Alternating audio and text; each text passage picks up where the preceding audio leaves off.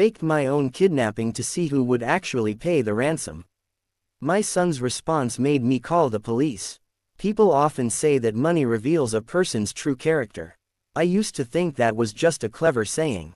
After spending 40 years building my business and raising my family, I believed love mattered more than wealth. I was wrong. My name is Daniel Carter.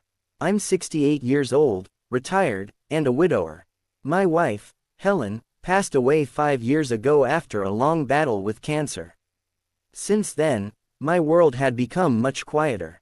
The house we once filled with laughter felt empty, and my only child, my son Ryan, rarely visited unless he needed something. At first, I made excuses for him. He was busy with work. He had bills to pay. Life was stressful, but deep down, I knew the truth.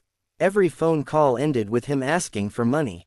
Every visit somehow turned into a conversation about my savings, my house, or my will.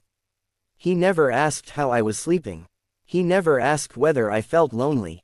He only asked what I planned to do with my fortune. One evening my oldest friend, Frank, came over for coffee.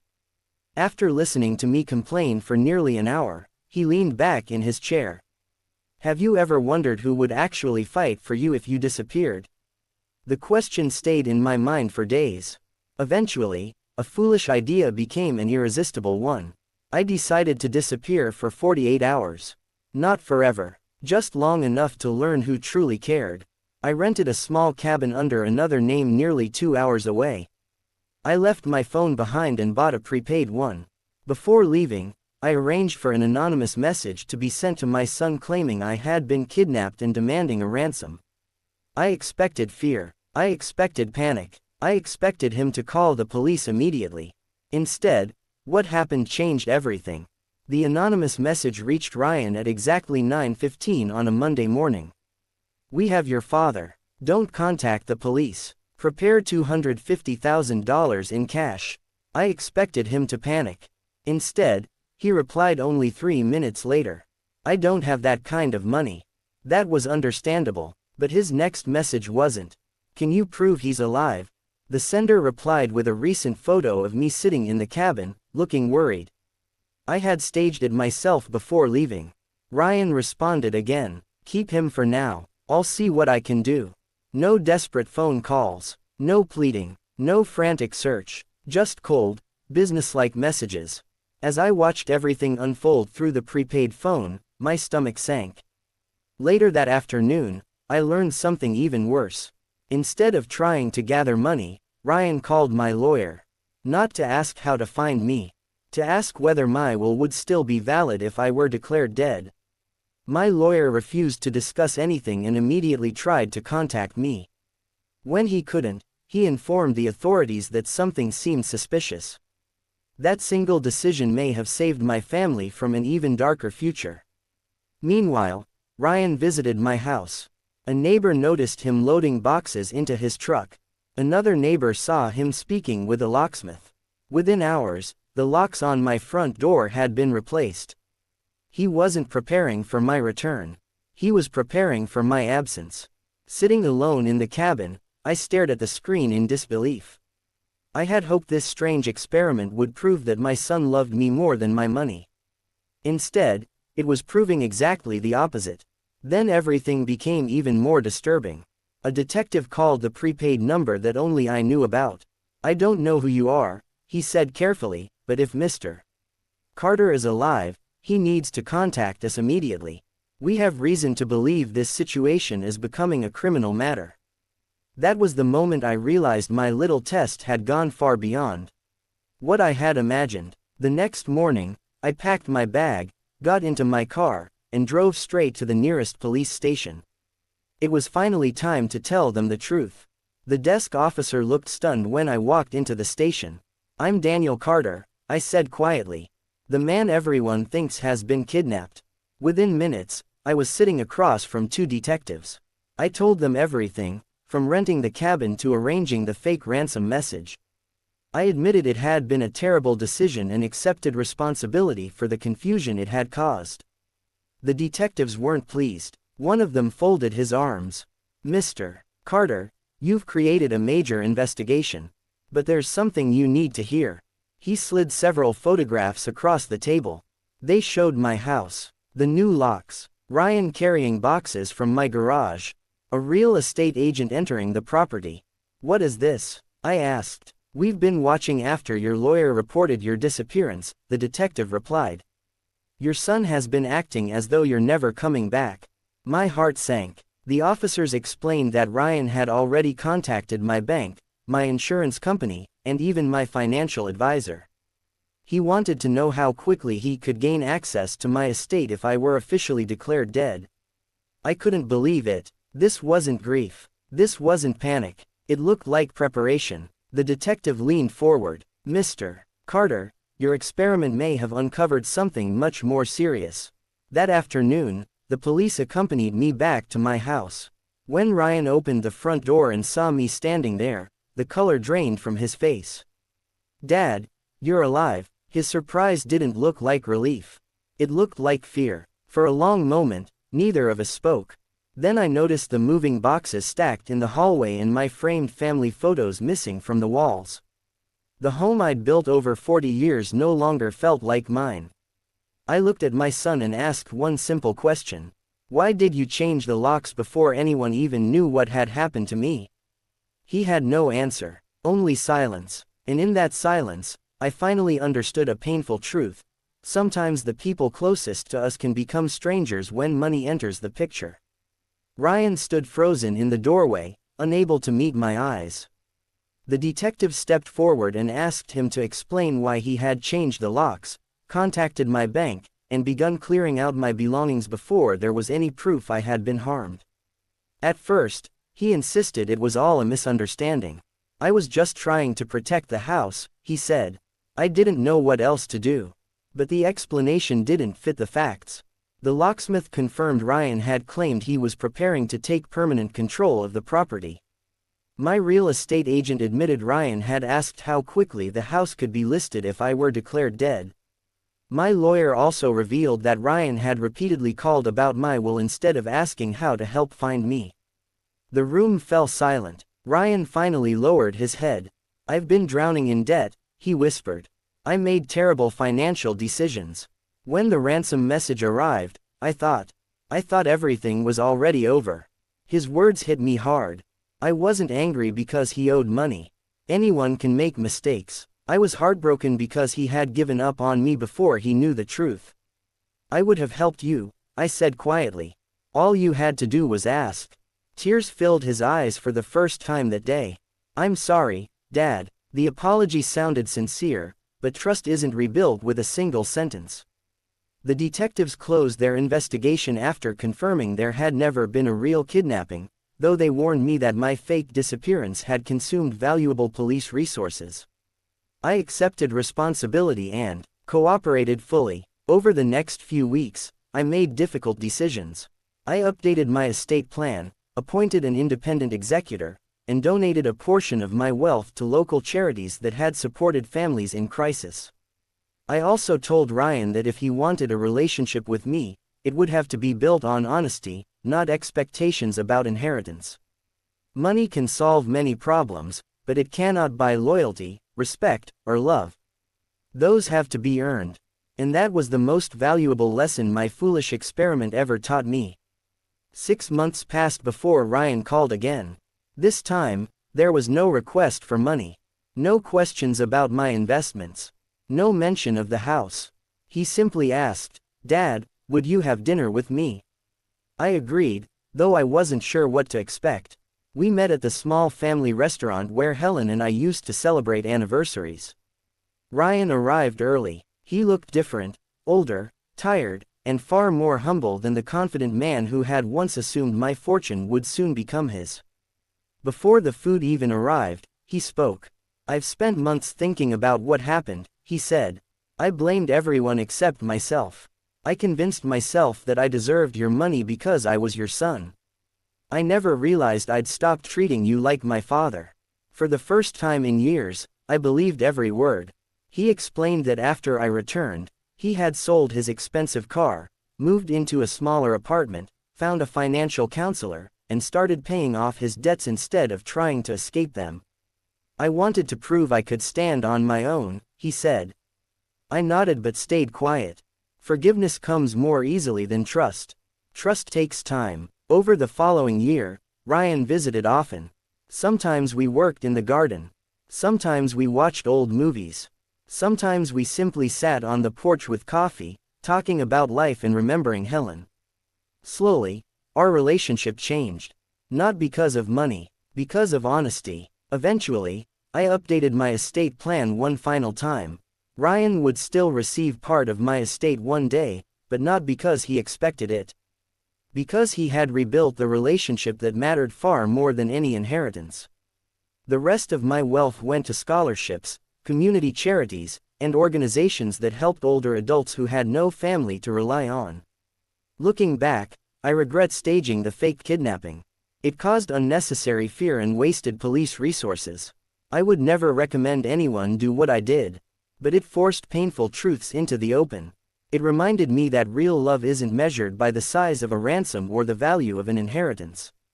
It's measured by who stands beside you when they believe they have nothing to gain. If my story has one lesson, it's this. Don't wait for a crisis to discover who truly values you. Build relationships with honesty, kindness, and open conversation while you still have the chance. Money comes and goes, but trust, once broken, is the hardest thing in the world to earn back. The weeks after everything happened were the hardest of my life. Every morning, I woke up expecting it had all been a terrible dream. Then I would walk through my house, see the new locks still sitting in a cardboard box, and remember exactly what my own son had been willing to do. The silence inside the house felt heavier than ever. For years, Helen had filled every room with warmth. She loved fresh flowers on the dining table, soft music on Sunday mornings, and family dinners where everyone laughed together. Even after she passed away, I had kept those traditions alive because they reminded me of her. Now every memory carried another question. Had Ryan really changed, or had I simply refused to see the warning signs? One rainy afternoon I climbed into the attic to search through old photo albums. Dust covered nearly every box. I found birthday cards Ryan had made when he was 6 years old. One card read, "You're the best dad in the world. I want to be just like you." My hands trembled. What had happened to that little boy? Money hadn't changed overnight. It had changed slowly. I remembered buying Ryan his first bicycle. He had fallen 3 times before finally learning to ride. Every time he crashed, he stood back up smiling. That determination had once made me proud. Somewhere along the way, determination had become greed. A week later, Detective Harris stopped by my house. "I wanted to check on you," he said. I thanked him for everything the police had done. He looked around the living room before speaking again. "Can I ask you something?" "Of course. If you could go back, would you still fake the kidnapping?" I answered without hesitation. "No." He nodded. "I thought you'd say that." We talked for nearly an hour. Before leaving, he offered one piece of advice that stayed with me. Families don't usually fall apart because of one bad day. They fall apart because small problems are ignored for years. Those words described my life perfectly. I had ignored every warning, every request for money, every missed birthday, every broken promise, because I believed blood alone could hold a family together. I was wrong.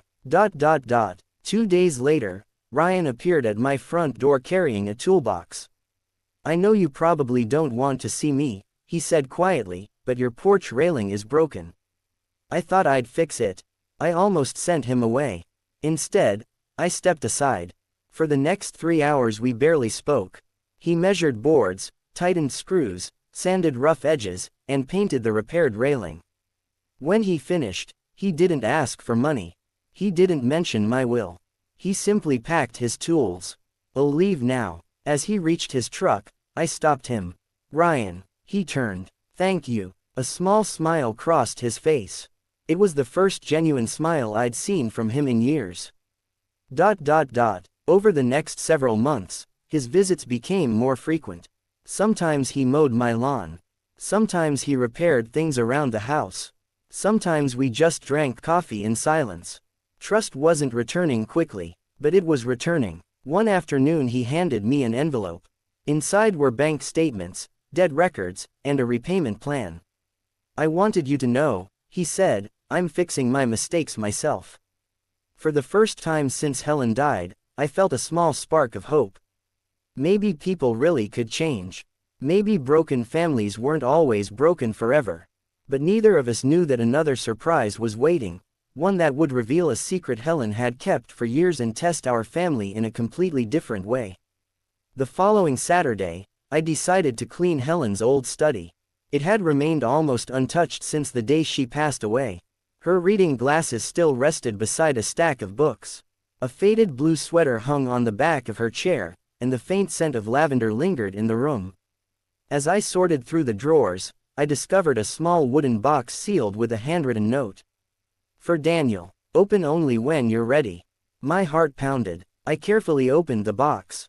Inside were family photographs, a silver necklace I had given Helen on our 25th anniversary, and several neatly folded letters.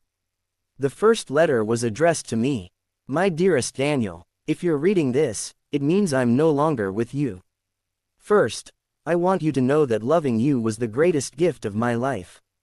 But I also need to tell you something important. Ryan isn't a bad man. He's a frightened one. I noticed his obsession with money long before you did. Every time I tried to talk about it, he smiled and changed the subject. Please don't give up on him too quickly. Hold him accountable, but never stop believing he can become a better person." By the time I reached the end of the letter, tears blurred the page. Helen had seen the storm coming years before I did. That evening, I called Ryan. "Can you come over?" When he arrived, I handed him the letter. He read it silently. Halfway through, his shoulders began to shake. "I never knew Mom felt this way," he whispered. "You were hiding a lot from both of us," I replied. He nodded. I was ashamed. For the first time, he told me the whole story. After losing his job several years earlier, he had borrowed money to keep up the appearance of success. Credit cards turned into personal loans. Personal loans turned into high-interest debt. Instead of asking for help, he convinced himself that my inheritance would eventually solve everything. "It was easier to dream about your money than admit I had failed," he said. His honesty didn't erase the past, but it finally explained it. Over the next few months, we started rebuilding our relationship one step at a time. Every Sunday, Ryan came over for lunch. We cooked together, talked about Helen, and slowly learned how to be father and son again. One afternoon, while planting flowers in the garden, Ryan looked at me and smiled. "You know what I miss the most." "What?" "The old camping trips." I laughed. "You always complained about the mosquitoes." "I know," he said. "But I'd give anything to go back." A week later, we packed the truck and drove to the same lakeside campground we had visited when he was a child. For 2 days, there were no lawyers, no bank statements, and no arguments about money. Just fishing, campfires, and stories under a sky full of stars. As we sat beside the fire on the final night, Ryan quietly said something I had waited years to hear. "I'm proud to be your son, not because of what you own, but because of who you are." I looked across the fire at him. For the first time since Helen died, I believed our family might truly heal. But life had one final challenge waiting for us, one that neither of us could have imagined. The camping trip changed something between us. For the first time in years, Ryan wasn't treating me like a wealthy man. He was treating me like his father. When we returned home, life settled into a peaceful routine. Every Sunday we shared lunch. Every Wednesday evening Ryan stopped by after work. Sometimes we fixed things around the house. Other times we simply sat on the porch with 2 cups of coffee, watching the neighborhood grow quiet as the sun disappeared. One afternoon, my lawyer, Michael, called. "Daniel," he said, "I think it's time we review your estate plan again." A year earlier, that conversation would have made me suspicious. Now it simply felt responsible. When I arrived at his office, he spread several documents across the table. "I've updated everything according to your wishes," he explained. "Part of your estate will go to Ryan, part to scholarships for students who can't afford college, and part to a foundation supporting senior citizens who have no family. I smiled. Helen would have loved that. Michael nodded. She always believed money should help people long after we're gone. I signed the papers slowly, thinking not about dollars, but about legacy. That evening I invited Ryan over. I changed my will again, I told him. He looked uncomfortable. Dad, you don't have to tell me. I want to. He stayed silent. You'll still inherit part of my estate, I continued, but not because you expected it. Because you've spent the last year proving that you've changed. Ryan's eyes filled with tears. I would have understood if you'd left me nothing. I know, I replied. That's why this conversation is different now. For a long moment neither of us spoke. Then he stood, walked around the table, and hugged me. It wasn't the awkward embrace of two strangers trying to repair old wounds. It was the hug of a son who had finally found his way back home. Months turned into years. Ryan finished paying off every debt he owed. He volunteered at a local community center, teaching young adults about budgeting and financial responsibility. Whenever someone asked why he cared so much about the subject, he smiled and said, "Because I learned the hard way what happens when money becomes more important than family." I never told anyone the full story of the fake kidnapping.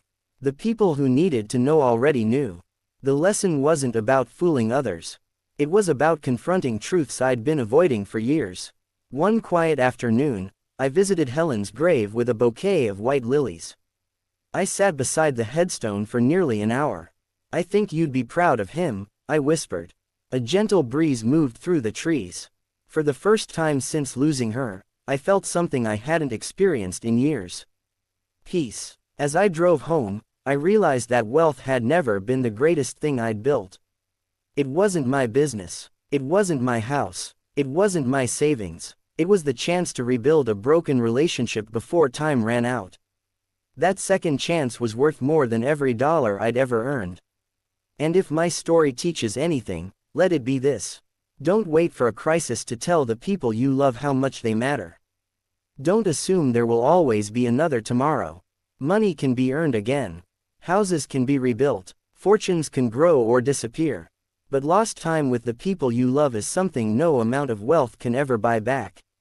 That truth became the greatest inheritance either of us would ever receive. 3 years passed more quickly than I expected. Life had settled into a rhythm that felt almost ordinary again. Ryan visited every weekend, and for the first time in nearly a decade, our conversations weren't about money. We talked about books, gardening, baseball, old family memories, and the lessons life had taught us. One crisp autumn morning, Ryan knocked on my front door carrying a box. "I found these while cleaning my apartment," he said. Inside were dozens of old VHS tapes labeled in Helen's handwriting. Ryan's first birthday, family vacation 1998, Christmas morning. I hadn't watched those videos in years. We spent the afternoon converting them to digital files. As the first recording played, the television showed a much younger version of our family. Helen laughed while chasing a toddler Ryan around the backyard. I appeared on screen carrying a birthday cake, pretending to trip just to make him laugh. Ryan smiled through tears. "I don't even remember this." "I do," I said softly. "Your mother laughed for 10 straight minutes. For hours we watched birthdays, camping trips, school plays, and holiday dinners. Every memory reminded us of something we'd almost lost forever." When the final video ended, Ryan looked at me. "Dad, thank you for not giving up on me." I shook my head. "We both made mistakes." "No," he replied. "You made one mistake. I made years of them." That night, after he left, I realized something important. Forgiveness doesn't erase the past. It gives the future a chance. A few weeks later, I received a letter from the police department. It wasn't about the investigation. It was an invitation to speak at a community seminar for older adults about financial scams, family pressure, and protecting themselves from fraud. At first, I almost declined. Then I remembered how close I had come to losing everything, not just my money, but my relationship with my son. I accepted. The room was filled with retirees, caregivers, and families. When it was my turn to speak, I didn't begin with the fake kidnapping. Instead, I began with a simple sentence. Loneliness can make good people make terrible decisions. The audience fell silent. I explained how grief had clouded my judgment after Helen died. I admitted that pretending to disappear had been reckless and wrong. I encouraged everyone to communicate openly with their loved ones instead of testing them. After the seminar ended, dozens of people came to thank me. One elderly man quietly admitted he hadn't spoken to his daughter in 5 years. "I'm calling her tonight," he said. A woman hugged me and whispered, "Your story gave me the courage to forgive my brother." Driving home, I realized that perhaps some good had finally come from my biggest mistake. It hadn't been the fake kidnapping that changed lives. It was telling the truth afterward.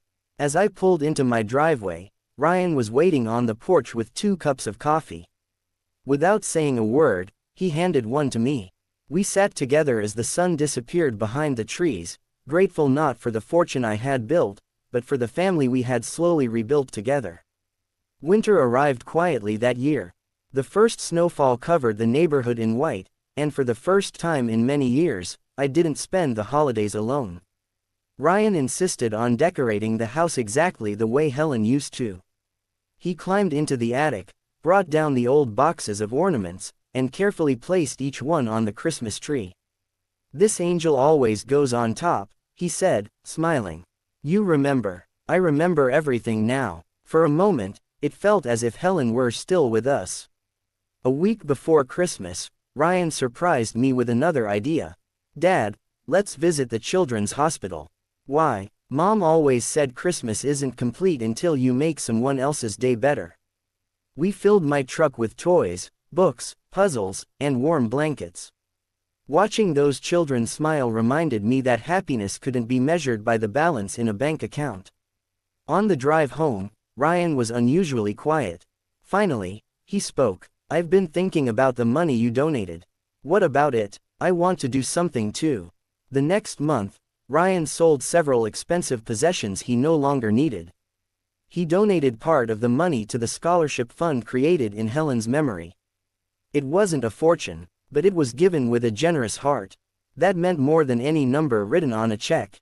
As spring arrived, another unexpected challenge appeared.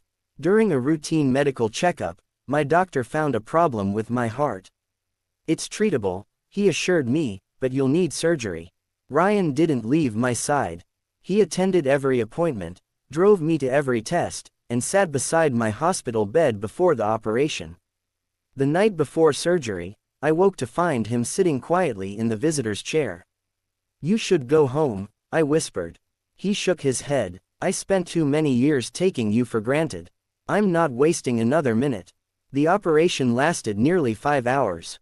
When I finally opened my eyes, the first face I saw was Ryan's. He looked exhausted. "You scared me," he admitted. I smiled weakly. "I guess we're even now." He laughed through tears. That laugh sounded exactly like Helen's. Recovery was slow. For several weeks, Ryan moved into the guest room to help around the house.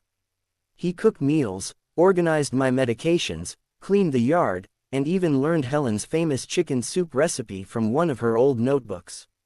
One evening, while we were eating dinner, I asked him a question that had been on my mind for months. "Why did you really change?" Ryan put down his spoon. "Because when I saw you standing alive at that front door, I realized I'd already lost the most important person in my life long before I ever lost you. Physically." He looked down. "I was so focused on inheriting your future that I stopped being part of your present." Neither of us spoke for several minutes. Some truths are too powerful for conversation. They simply need to be felt. That night, as I looked out the living room window, I realized something extraordinary. The man who had once been waiting for my inheritance was now helping me enjoy the life I still had. And that was a far greater miracle than any amount of money could ever buy. The summer after my surgery became one of the happiest seasons I could remember. Every morning Ryan arrived before breakfast. We would sit on the back porch with coffee while the sun slowly rose above the maple trees Helen had planted years earlier. One morning he placed a notebook on the table. "I've been writing something," he said. I opened it. The first page read, Things my father taught me that I forgot. The pages were filled with memories. Work honestly. Keep your promises. Never borrow money you can't repay. Treat people better than you treat your possessions. I smiled. You remembered all of this. I never forgot, he replied. I just stopped living by it. That notebook became the beginning of something unexpected. Ryan started speaking at local community centers about financial responsibility and family relationships.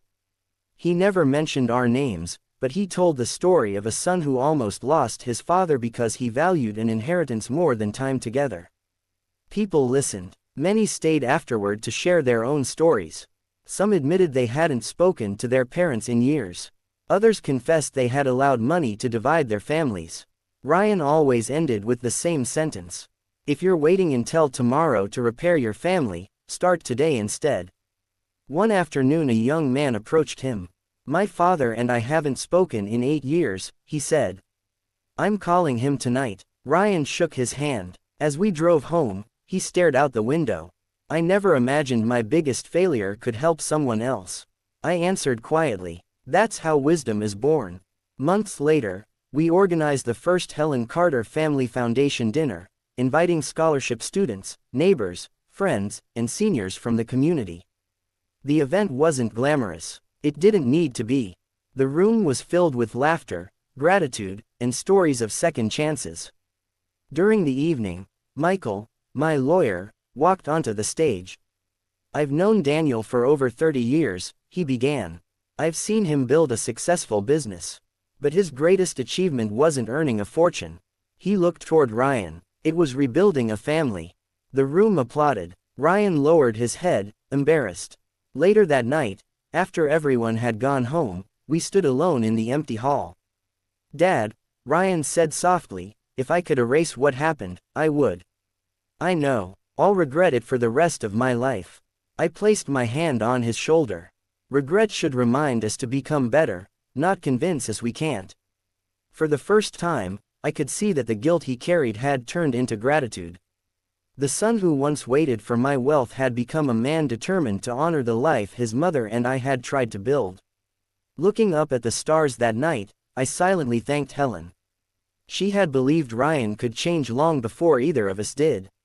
She was right. Autumn returned once again. The maple tree Helen had planted on the day Ryan started kindergarten had grown taller than the roof of the house. Every evening its leaves painted the backyard in shades of gold and crimson. I often found myself sitting beneath it with a cup of coffee, thinking about how life had changed. Not because I had become wealthier. Not because I had solved every problem. But because I had finally learned that relationships require as much care as any business ever could. One afternoon Ryan arrived carrying another surprise. Dad, he said, I'd like you to meet someone. Standing beside him was a young woman named Emily. She was kind, confident, and worked as a schoolteacher. As we shared dinner, I noticed something different about Ryan. He listened before speaking. He laughed easily. He wasn't trying to impress anyone. When Emily stepped into the kitchen to help wash the dishes, she smiled at me. I've heard so many stories about you. I hope the good ones. They all were. Later that evening, after she had gone home, Ryan admitted something. I told her everything. Everything. Even the worst parts. Weren't you afraid she'd judge you? I was. But I promised myself I'd never build another relationship on lies. Those words meant more to me than he could ever know. Months later Ryan proposed to Emily. Instead of spending thousands on an extravagant wedding, they chose a simple ceremony in the town garden. The money they saved helped create another scholarship in Helen's memory. As I watched them exchange vows, I realized that my son had become the man his mother always believed he could be. Life continued to move forward. The scholarship program expanded every year. Students who had once received financial help returned after graduation to mentor younger students. The senior center we supported grew into one of the busiest community programs in the county. None of it carried my name. That was intentional. Helen had always said kindness didn't need applause. It only needed action. One spring morning I received a letter from a scholarship recipient.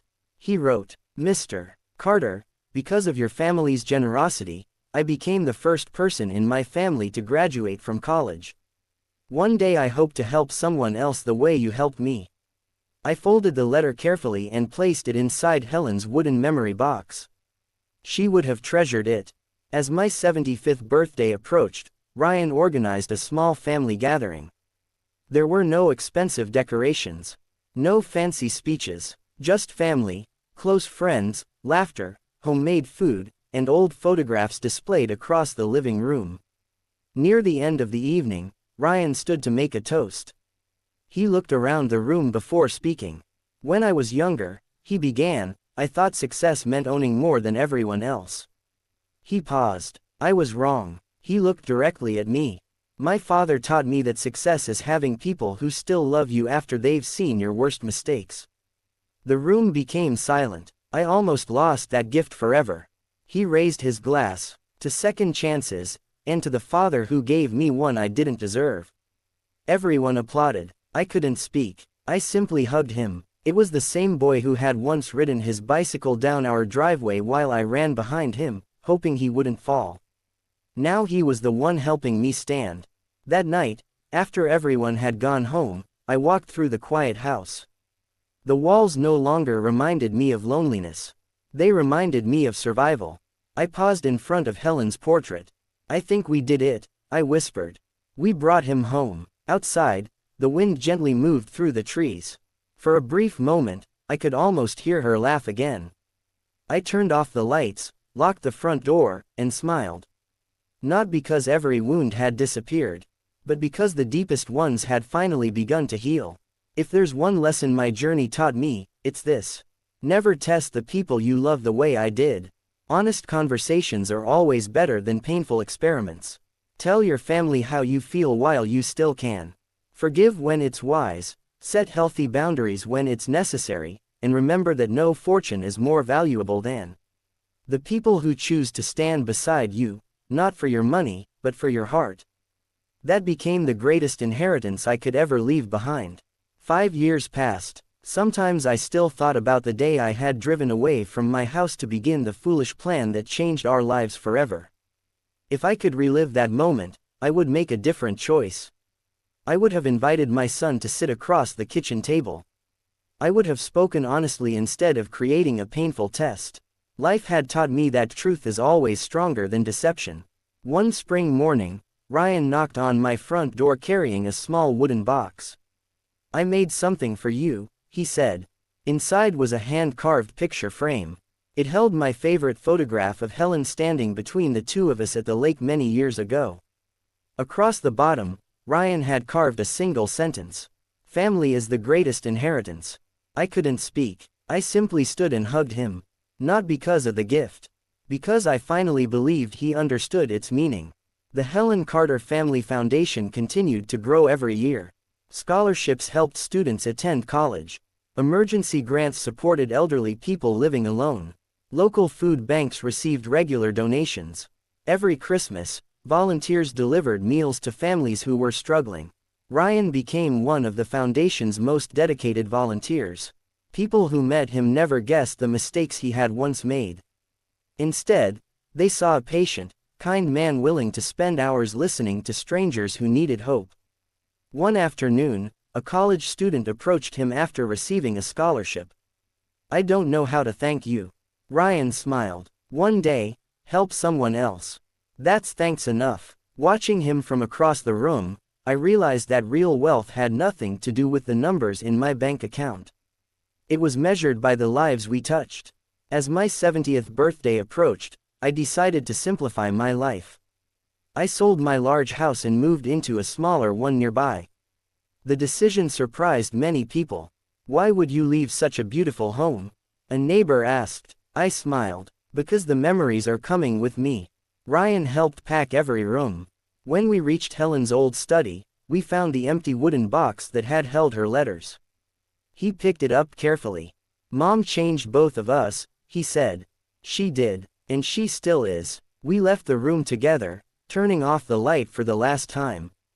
Months later, Ryan and I returned to the cemetery carrying fresh white lilies. We stood quietly before Helen's headstone. Neither of us spoke for several minutes. Finally, Ryan whispered, "Mom, I hope I've become the man you believed I could be." A gentle breeze rustled the trees overhead. I looked toward the sky and smiled. "I think she'd say you have." As we walked back to the car, Ryan placed an arm around my shoulder. It reminded me of the way I used to guide him across busy streets when he was a child. Now we were walking side by side as equals. Father and son, not divided by money, not connected by inheritance, connected by forgiveness. People sometimes ask me what the greatest lesson of my life has been. They expect me to talk about business, investing, or retirement. Instead, I tell them this: money is a useful tool, but it is a terrible foundation for a family. Love cannot be tested with tricks. Trust cannot be repaired overnight. Forgiveness is a decision, repeated day after day, until it becomes stronger than the pain that came before it.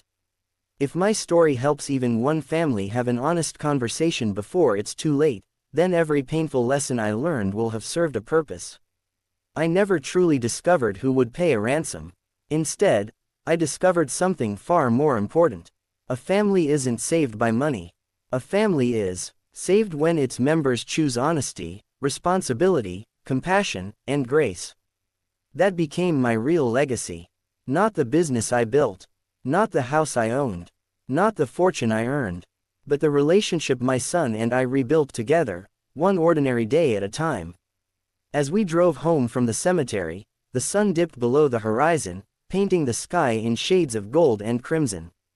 Ryan smiled at me. "Coffee." I laughed. "Only if you're buying." He grinned. "Deal." We drove on, leaving the past behind, not because we had forgotten it, but because we had finally learned from it.